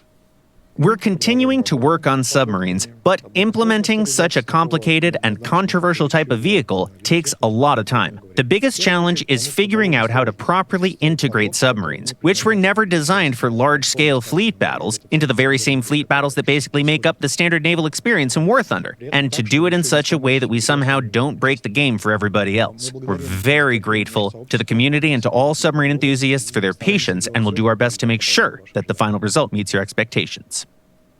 So, I didn't get to play the submarine PvE event. I think that's probably the PvE event that they were talking about. I didn't even know it was an event. According to a lot of people, it was actually a single-player game mode. Now I gotta remember where those are. Yeah. See, there's war mode. Nothing. Alright. Okay, let's go. So that's, yeah, this is kind of what it used to be. Back, please. I think it was not user missions. Maybe it was, who knows. No. Single player campaign. Dynamic campaign. Not dynamic. It had to be single player missions. So, yeah, I heard that it was one of these missions when they came out with it. But unfortunately, I missed out on it, and I didn't know it was happening. Actually, I didn't know they had a submarine PvE event where. Actually, they just showed it on there. They just showed it not too long ago. that this was what it was. It was you trying to destroy merchant ships. Basically, what a destroyer fleet was actually protecting. You played as a German submarine. Now, submarines. Where do I think they should be in War Thunder? Well, if they can't find a way into naval battles, then I think they should be a game mode within war mode. If that makes good fucking sense. I think that should be it. I also think naval should take a big spot in war mode as well, especially when it comes to landing operations. They have to conquer a certain part of the sea to actually land troops. On what's said, I don't know how big a global map they're going with war mode, but hopefully we'll get an idea of what that is. Anyway, if depending how they make war mode, it'll probably be my favorite freaking game mode. Maybe it'll get me to the point where I completely stop playing random battles, but who knows? Who knows? Alright, moving on. Are there any new game modes in the works? Players are tired of capturing zones. We think that if players were truly tired of the classic missions with 1 or 3 objectives, they'd have already stopped playing and switched to something else. These modes are classic for a reason. They appeal to players with their simplicity and consistency, letting them focus more on actually fighting the enemy rather than learning some complex mission rules or adapting to unpredictable mechanics. More elaborate missions with intricate objectives that would progress in some complicated fashion could work well with significantly fewer core mechanics or simpler mechanics. But in War Thunder, the scope and speed of what's happening, the sheer depth of vehicle control, and the number of possible actions already demand a lot in terms of player attention. Adding extra layers of complexity within the missions makes things much harder to follow and control. That's why we only introduce such experimental modes as temporary events. Not meant for everyone, but they give players who want that chance to shake things up a bit, have some fun with something that isn't just capturing points, and then return to the good old familiar game modes with renewed vigor. So, event modes, or basically events, they're usually used as playtest mostly. I don't really like his answer because he's basically telling, if you don't like the mode, then stop playing the game. Basically, that's what he said in his own way. And that's why Gaijin thinks that nobody wants game modes because they're still playing, the only ones that you have in the game, which you only have 2. You have battle, you have conquest, and then you have let's see, it was a conquest, battle. Was the other one domination? I don't think it was domination, but I could be wrong. Yep, domination. Alright, so domination and battle is probably your favorite modes the most. Nobody likes conquest, and this is why, because, like I say it again, the meta of conquest is that everybody goes to try to take the spawn point, the enemy spawn point. So your enemy can't get to the point if you take their spawn point out. So that's why everyone hates conquest. It's a terrible game mode. I don't like it myself. I like battle the most because it's more of a you gotta think where you're gonna be and think how you're gonna protect the cap point before going for the enemy cap point. So it's basically like tug of war. But anyway, there's no way to actually say that if everyone still likes it or not, because there hasn't been a voting system to ask people, like, hey, do you want to see something new in Ground Forces Random Battles? Would you like a new game mode for Ground Forces? Nobody's actually made a poll that has been noticed by all social media or even in the forums. I haven't been in forums for so fucking long.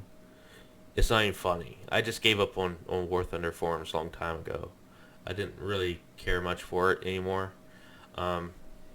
So, and you know, and before, and I'm pretty sure if there's anyone in Gaijin that's like, oh, that, you know, what would be the point if we make a poll in like Twitter, right? Well, I do know a couple games that do make polls to see what their next step is going to be for the game, and I don't. You know what? We're probably not gonna actually see if I can find it. I probably can't find it now. But Squad did a poll on all social fucking medias. No joke. Hold on. Yep, Squad right here. Okay. They did a poll, and I probably can't find it. They did a poll on factions. What faction do you want to see in the game next? Well, they had the German, French, Japanese Self-Defense Force, and the Ukrainian forces as the poll. And I voted for Japanese Self-Defense Force. But the Ukrainian one won. And look, we got Ukrainian faction and fucking Squad now. We didn't see shit like this for War Thunder. War Thunder mostly on their Twitter or social media, they don't really ask players what they want to see in the game, or if they don't want to see or whatever. They don't let us vote for that system. They don't let us vote at all. So how would you know if people are tired of that certain game mode if you have no voting system to actually tell you that they're tired of it? And yeah, there's some people that take a hiatus. I take a hiatus from War Thunder time to time because I do get tired of fucking doing those damn cap points every once in a while. I'll just move on to something else. But it's not really a good answer to say, hey, people are still playing it, and obviously they don't hate it. Well, they do get tired of it. But I will say this, the last testing for a game mode for ground forces was a long time ago. The game mode was called Breakthrough. Basically, it was like a line of defense that we had to break through if you're the attacker. It wasn't an easy game mode. It was kind of... It didn't work. The only reason why it didn't work is because the defenders went on the counterattack every freaking time. No joke. The defenders that was supposed to defend their line went on the attack, which beat the whole fucking purpose of the game mode. So that's probably why we didn't see it. But yeah. But other than that, yeah, it was an interesting game mode. If it was played right, it was interesting.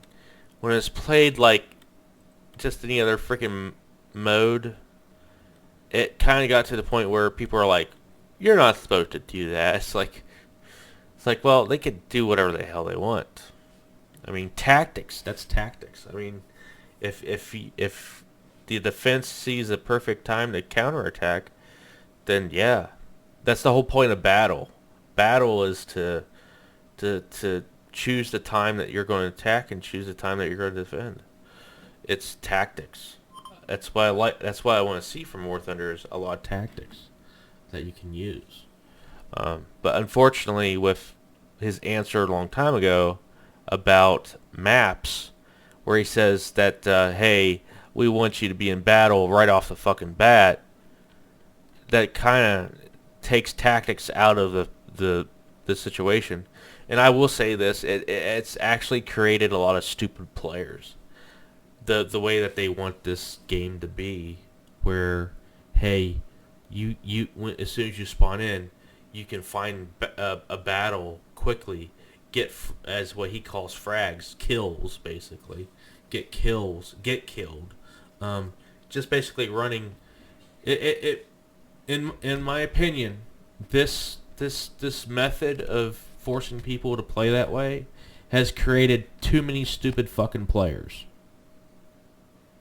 And I'm going to say this with a straight, serious fucking demeanor, too. People are too fucking stupid to play in this game now. They run out there, die, get 0 kills. If you open up your freaking your scoreboard and you look down at the people that died and already left, you'll notice that their kill count is fucking 0. It is creating the game, the way the gameplay is and how small the maps are, getting to force that certain gameplay has literally created the most brain dead fucking players I've ever fucking seen in this game.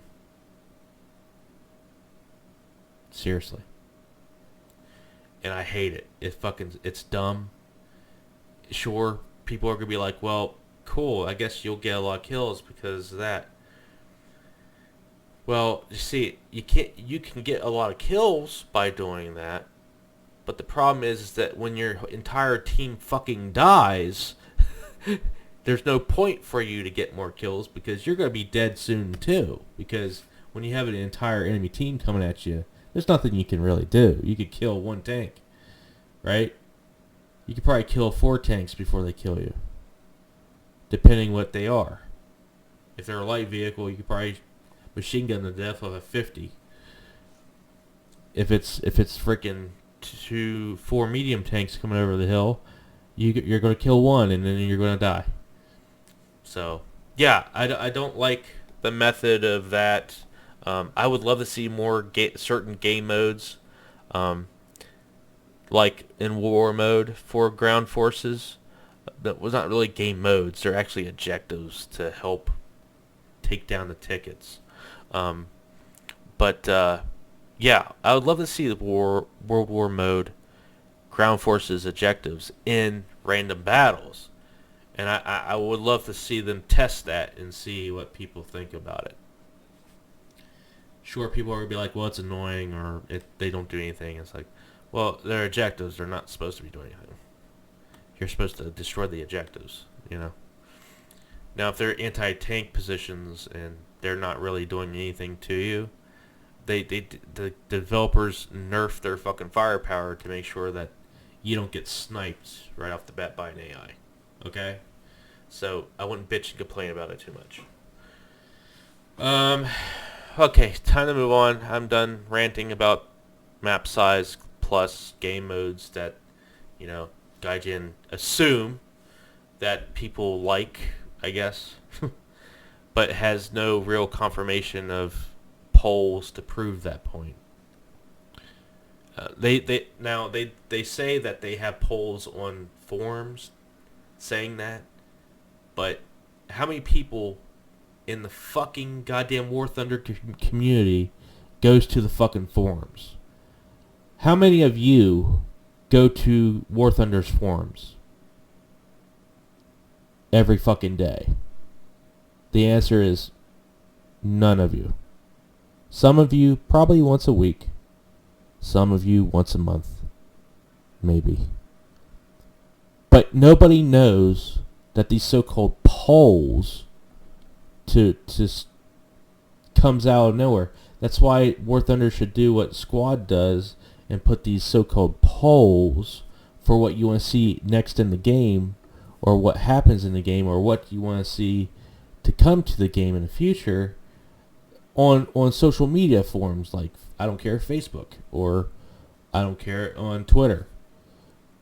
Vote there, you know. Let the community see, because a lot of people, I'm pretty sure a lot of people follow War Thunder on Twitter. I know I do. I get the gaming news straight from there. I don't go to forums for news. All right, let's move on. I'm taking too much time here. Are there any changes planned for squadron battles? The Squadron Battles mode has gone through several major changes since it was first introduced, evolving alongside the game itself and adapting to ships and player engagement and priorities. Its current state seems stable to us, meeting the needs of players. The rewards for participating in this mode also appear to be well balanced with the effort required, so we're not considering increasing them at this time. When will we finally get the... I'm not. I am in a clan, but we don't do clan battles, so I'm in a casual clan. So, um, anyway, I don't have anything to say about that. Pretty sure everyone has something to say about that if they're in a clan and they do clan battles. All right, moving on. The ability to ban more than one map. No, because even right now, players already have the potential to ban up to 32 maps in the worst case scenario. That's 16 versus 16 players, each banning one map, which removes 32 maps from the pool. And since not all maps are available at every battle rating, this can already exclude more than half the maps we have in certain modes. So even the current ban system already noticeably reduces the variety of locations players see, even if they personally ban just one map. Because of that, we don't think increasing the number of bans would be beneficial. Instead, we're focusing on a variety of measures that prevent players from being placed on the same map several times in a row. Why does that happen? Because the map selection process is utterly random. Even with a well-shuffled map list that avoids immediate repeats, as it works now, there's no guarantee that you won't end up on the same map twice or more in a row. For example, you finish a 17-minute match, wait 3 minutes, queue again, and you get the same mission even though in reality it only reappeared 19 minutes later. Unfortunately, that can happen several times in a row just by chance. It's randomness. It's also important to remember that map bans and dislikes work on top of all that and further reduce the available pool of maps you can be matched on, the pool you're personally drawing from, which amplifies the issue. So we're currently developing a system that takes a player's recent match history into account and filters out maps they or others currently in the queue have recently played. This should reduce significantly the number of streaks, situations where you're placed in the same map several times, 2 or more times in a row. By the way, most of the work on this system is already complete, and we're testing it even on live servers right now. Once we're confident everything's working properly, we'll roll it out everywhere, and, of course, we'll also make a corresponding official announcement. Is there some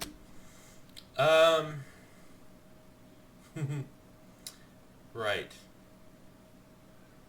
So I know a few people that has this issue, but I'm just not going to say anything about it because it's not really my concern right now. something planned to improve the player experience of the helicopter PvE game mode? PvP battles involving helicopters are a very niche experience, something that appeals to a rather small and specific audience. That was clear from the limited popularity of the helicopter PvP mode, so we currently don't have any plans to bring it back in any form. As for dedicated helicopter PvE, we don't have any active or in-progress plans for its additional development right now either. We believe it already offers enough variety in terms of goals, objectives, helicopters with different weapon loadouts. Moreover, since we added the option to research helicopters through ground battles, namely by using the special option of converting earned experience, the relevance of dedicated helicopter PvP has naturally decline. After all, players experience helicopter versus helicopter combat as part of regular mixed battles. Players? So, helicopter PvE is actually the most, like I said, most popular PvE because it actually plays like an actual battle. The only problem with helicopter PvE is that there's not enough objectives for high-tier helicopters, and which is also another reason why I have the helicopter thing here. I can't really show you the maps. I think there's some of them in here. They're arcade maps. So here's one of the maps. But it's kind of shorter. But yeah. That's one of the maps. This is one of the maps. Yep. So, the helicopter maps. Now, the objectives for low tiers of the helicopters, let's go ahead and look at my tree here real quick. Helicopter, please. So like all the way up to 8.7 is pretty decent and kind of balanced, but when you get to 9.7, forget it, because all these helicopters are in the same match as you, and they are killing everything faster and farther away from you. So there's too much objectives getting killed off before you can get anything. I'm going to tell you straight up. This Cobra was the most hardest thing to grind through because it was hard to get kills. So you were resorted to do capture points and landing at your base after doing so, just to get points, or destroying bases. That's another way you can get points. But other than that, it was a real pain in the ass. I finally got this thing done because I think I used at the last stretch of fucking finally getting it done, I actually had one decent good battle, just one, for a long time. Other than that, you're gonna have hellfires and all these other fucking shit just shooting from the sky that is gonna beat, your little slow ass Ito that you're using for this helicopter, which I have on my helicopter right now, are the Itos, the second Ito. The range is better compared to your 8.7 to 8.0 helicopters for ATGMs, but it is still a slow fucking missile. And by the time you see a target that you want to destroy, you'll see a fucking Hellfire take out one of those objectives before your tow even reaches it. It's kind of a frustrating struggle. I think there needs to be more objectives for helicopter PvE. That's just my opinion, and that's my explanation why it needs to be extended, or more needs to be added to PvE helicopters. But yeah, PvE helicopters very popular in the PvE section. I don't use that anyway.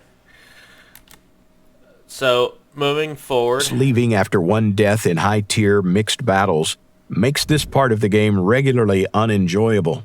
Do you have any potential solutions in mind? Yes, we completely agree that when a large portion of one team leaves after their first deaths, it obviously makes the battle less enjoyable and less fair for everyone else, both your allies and your opponents. But we also understand that players who leave can have legitimate reasons to do that in real life.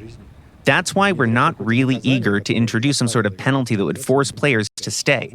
Instead, we want to support those who do want to stay, to keep playing but currently can't respawn. For example, because they simply don't have more vehicles available. Maybe they're on a new premium or squadron vehicle, just unlocked a new tier, have only one vehicle for it, and that's it. To help such players, and as a way to solve this problem, at least partially, we've already implemented a system where every premium vehicle comes with a bundle of backups by default. We also announced our plans to implement free daily backups in the latest community update. On top of that, we're exploring other ways to solve the issue, for instance, by adding a random vehicle slot in ground battles, similar to how it works for aircraft in naval battles. That way, players without a suitable vehicle for their current battle rating could still respawn using this special additional slot, where a random vehicle would be provided for them. This would let even single vehicle players respawn more than once, especially when combined with the backup mechanic.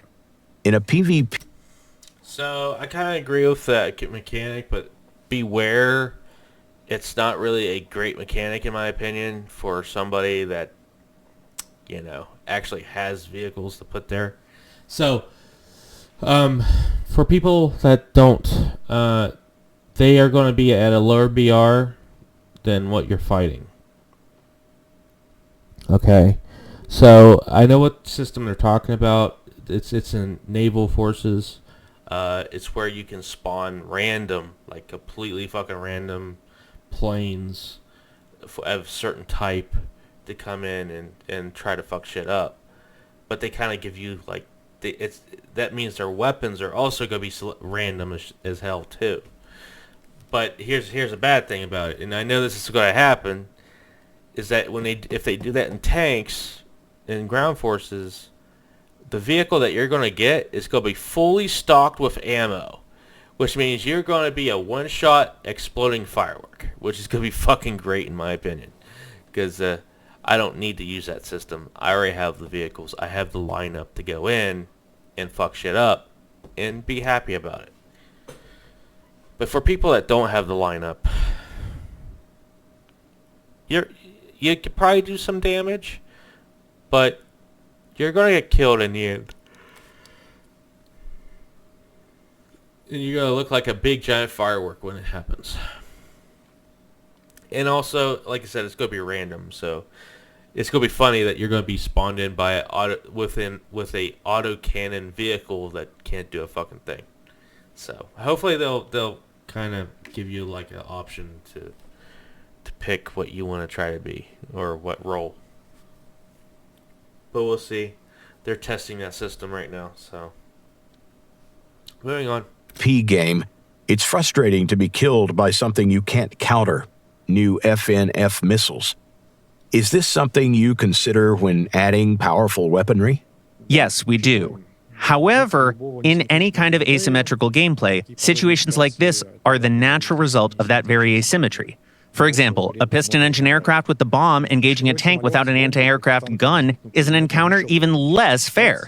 In fact, in the game, target-seeking missiles launched from aircraft or helicopters can be very easy to evade, simply by hiding behind a cover or deploying smoke. Those same missiles can also be intercepted and destroyed by friendly SPAA or SAM units.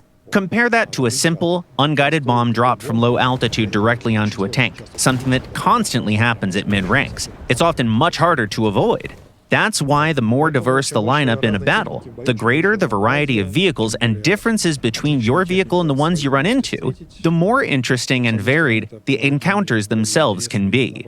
Unfortunately, that also means that some of those situations will inevitably feel unfair to one side. Do you have plans? Actually, I don't think the counters of popping smoke works. Because I tried that before, and I still get killed by that so-called fire and forget fucking missile. So, yeah, that there's no way to escape that shit. Sure, you can hide, but there's nowhere to hide in your fucking spawn point. It's what that they're trying to fucking get at. Yeah. Yeah. That's I didn't like that answer because it's kind of bullshit. Because half of us tried popping smoke and all this other shit that they claim that can stop a fucking fire and forget missile to hit you, and it just doesn't work.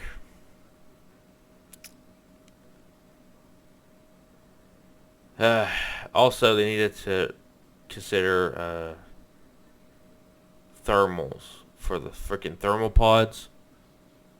Yeah, those are what actually gets a lot of people freaking sniped from CAS. And it's also why we call these ground forces maps the box of death, or basically a murder box, because one aircraft can murder fucking seven vehicles from your team just in one freaking strike.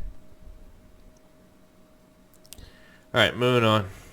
Plans to add regenerative steering into the game. Implementing a realistic turning system that simulates double differential steering could indeed reduce power loss during turns. However, it would also make vehicles less maneuverable compared to the current turning model, which simulates clutch and brake steering.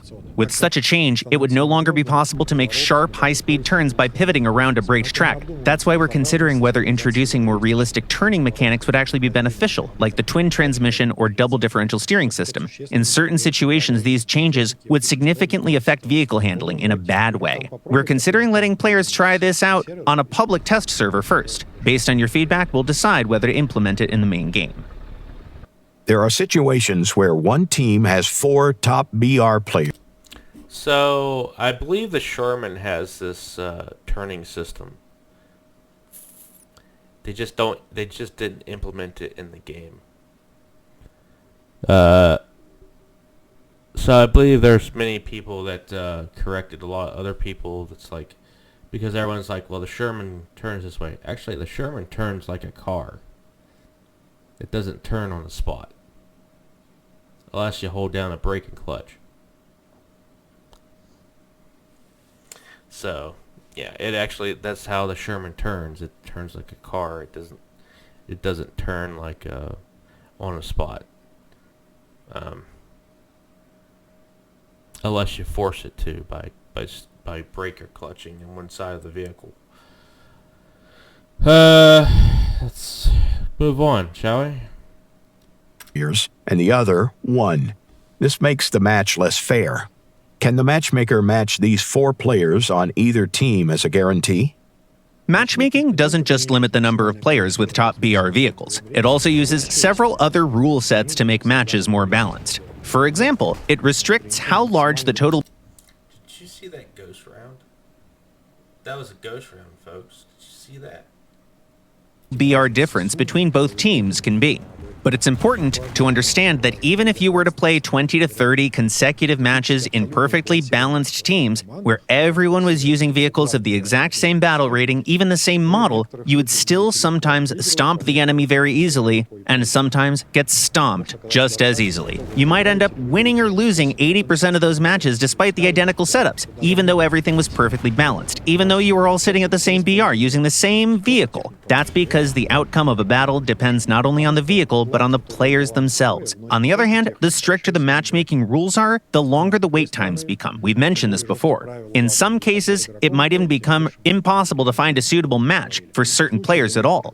As a result, those players would be unable to play and would leave the game for good. What I want to say is that at the end of the day, setting up a matchmaking system is always a compromise between tighter balance, which only partly determines the outcome anyway, and reasonable queue times. Battle I don't really have anything to say about that, so I mean, I barely notice. I just go into battle and start killing shit.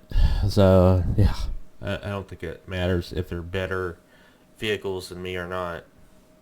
I'll notice it and be like, oh shit, look, a mouse.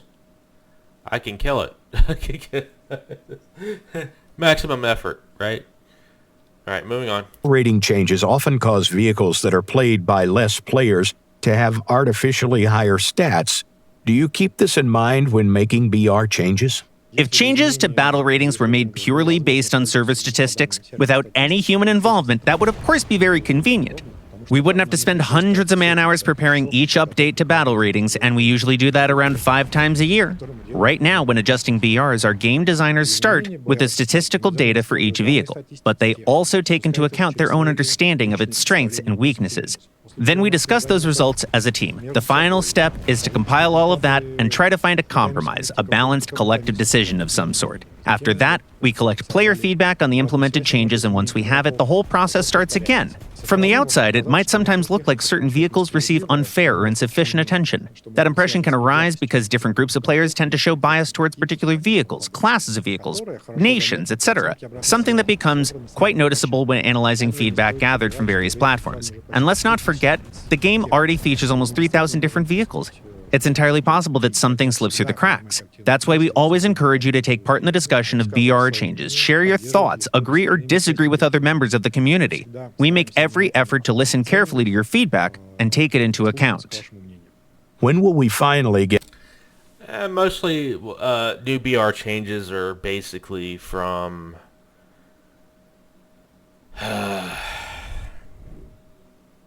new vehicles. And then sometimes they'll be shifted around because those said new vehicles get either downgraded a couple BRs or so on and so forth, and then they overperform. So there's not really a perfect sweet spot for BR system. It's just you have to fight it, you have to suffer with it, and that's just the way it is. I don't expect anything good or bad about it. Until they figure how they're going to make everything better, I guess they'll figure it out. I'm not really going to get into the BR system too much because it changes a lot, and then it's still going to change in the future. get proper big maps for MBTs, or even finally a tank RBSB EC mode? The game already features ground maps of all kinds of sizes, from 1 by 1 kilometer or a bit larger all the way up to 4 by 4. All of them are equally present in the map rotation pool for high-level tank battles. However, it's important to understand that because players can use the map filter system to exclude locations they don't enjoy, the effective map pool, as I mentioned earlier, can become noticeably smaller. But that's not because of any sort of developer-run dictatorship. We don't have much say here. It's the result of what is effectively honest, democratic voting by the players involved in this game mode. As things stand now, the reality of tank battles at high levels is that most players prefer smaller maps and faster-paced matches, ones that relatively often end with one team being pushed back to its spawn simply because the distances between them are so short. Adding extra spawn zones to such maps isn't really feasible. There's simply not enough space. And even if we somehow did that, those new spawns would quickly fall under the control of the dominant team anyway, given how short the engagement distances are. So, once again, didn't really like this answer because it takes away battlefield-sized maps. Like, not battlefield-sized maps, but anyway, but basically big battlefields. So I think the biggest battlefield that they can actually try to do, if they wanted to test this out, which they never tested it out before, so I don't know why the fuck they think, why Gaijin's like, well, that's up to you, the like and dislike system for maps, and so on and so forth. I mean, if they wanted to really try these maps or try what they're talking about, put tanks on a air battle map and then test that and let people think of it. Like this map. Put them on this map.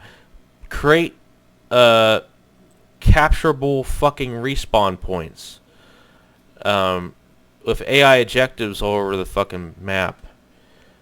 Right? You know, just give us the opportunity to test this shit before saying that this is what you don't want, or just because this voting system, like I vote up or down, that's the maps we're going to be stuck playing with because that's what everyone votes for. I mean, kudos on the voting system for maps, but my God, the tank maps are not really good for high tier for high tier tanks. I think high tier tanks can play an air battle map the size of this, or if we really want to go far, for World War II, we have to go to Air Arcade for this because it's only on Air Arcade. Yeah, Air Arcade has a lot more smaller maps. Take a look at this. Let's try this. You know, just slap fucking tanks on this size of a map and have at it. Or let's see, not that one. Where is it? Grand Canyon? Yeah, this one. World War II tanks at 2.0, at 2.3. Put them on this map. This, if you don't know what this one is, if you haven't played Air Arcade, there's like AI in trenches across on both sides right here. Yeah. Try this fucking map. You know? Let us try putting tanks on air battle size maps and let us test that shit out. See these little waypoints? Make those into spawn points. Right? Or capturable. Make it where you can capture these spawn points.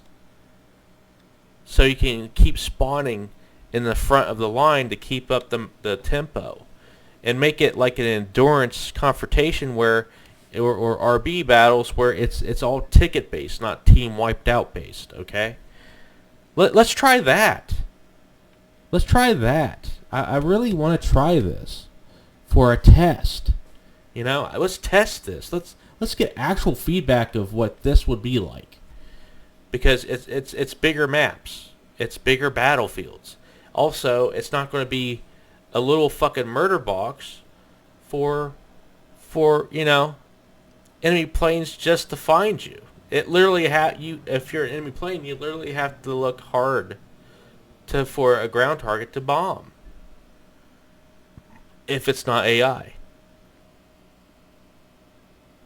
And you know, honestly, SPAAs wouldn't be, if they actually had a objective where you can, if SPAAs can protect a convoy, that would be freaking fucking cool to me too.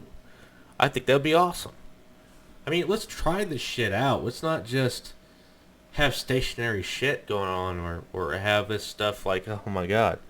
That's what all of us, when tanks first was announced, we thought we would be doing stuff like this.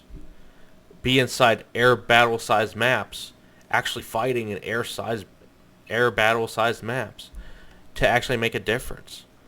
Unfortunately, that's not what we got. We got a lot worse than what we expected. But yeah, maybe there's some air RB maps that we can look into. Like, for example, this one. Look at this. The Malta map. Why can't we just play tanks on the Malta map? Look, they even have ship spawns. Yeah, spawn some ships. Let's actually bring that one trailer that they had where it showed a battleship shooting at a fucking Tiger tank. Yeah, that doesn't happen in War Thunder. Let's make it happen. Let's go. Come on, let's get that going. Also, why is this not a river battle map? Dude, this map would be River Battle City. This is the boats map, okay? This needs to be a boat map. Seriously, this needs to be a boat map. Why is this not a boat map? Not ships, boat. Only boat. This river battle would be fucking awesome. You know? I have to point this out. We don't get to try these. How do we know that nobody wants big maps if we're not going to fucking try it? There's no way to try it. They don't let us test this shit out. I'm serious. Give us the opportunity. Just pick one of those maps. I don't care if it's an island map or Malta. I don't care. Pick a map. Put some work effort into it. Let player tanks get on that field in World War II era maps or World War II era tanks and planes. And if you want to do maybe a fucking modern tank one, let's try to pick a really good map for that for in air battles. I mean, we could do another island. Yeah, we could do. This is Hokkaido, by the way. We could do Hokkaido for the map, you know? Or, well, we can't do that one because it's not huge enough, apparently. We could do well, not really. We can't do Iwa. Unless Iwa's bigger. Well, shit, boys. What map would we have to pick?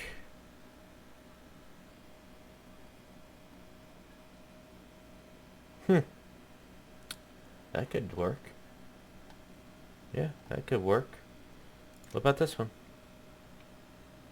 That could work too. That could really work. But yeah. Why not? You know? Why not? Falkland Islands. Look at that.